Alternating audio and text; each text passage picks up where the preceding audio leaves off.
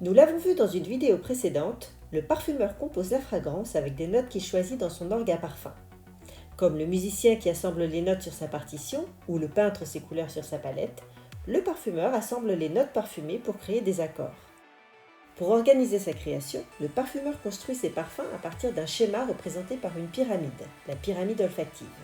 Créée par Jean Carle, grand parfumeur et pédagogue du siècle dernier, cette pyramide agence les composants du parfum par volatilité et se divise en 3 parties. La note de tête, c'est celle qui donne la première impression du parfum. Ce sont souvent des matières premières fraîches et intenses, mais qui s'estompent très rapidement. Des agrumes par exemple, les facettes aquatiques ou aromatiques, des notes que l'on appelle propres car elles sentent l'air frais, ou encore de croquantes notes vertes, certaines épices fraîches et fusantes comme le gingembre ou la cardamome par exemple. La note de cœur, c'est celle qui donne son sillage au parfum, cette trace olfactive qui reste quand quelqu'un passe près de vous. On l'aperçoit dès les premiers instants et de plus en plus au fur et à mesure que la note de tête va s'estomper. On trouvera des alliances de facettes florales, fruitées, on trouvera aussi d'autres types d'épices plus chaudes et certains bois. Si on les trouve parfois en chœur, les notes boisées sont aussi présentes en note de fond, en fonction de leur intensité. Cette note de fond est la base du parfum, son édifice, construit avec des matières premières plus chaudes pour donner de la profondeur et de la persistance au parfum. Ce sont ces accords que l'on peut sentir pendant des jours sur un vêtement.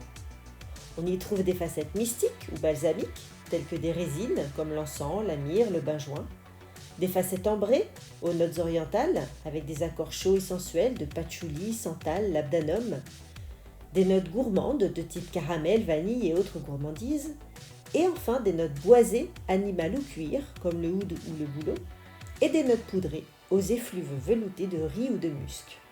Donc vous le voyez, comme l'artiste peintre qui utilise des couleurs plus claires pour donner de la lumière et d'autres plus sombres pour apporter de la profondeur, le parfumeur peut lui jouer avec les différentes intensités et persistances de ses matières premières pour donner du relief à ses parfums. Allez, on joue maintenant ? Dans un parfum, quelles sont les notes olfactives que l'on peut sentir sur une très longue durée ? Vous avez trouvé bien sûr, ce sont les notes de fond.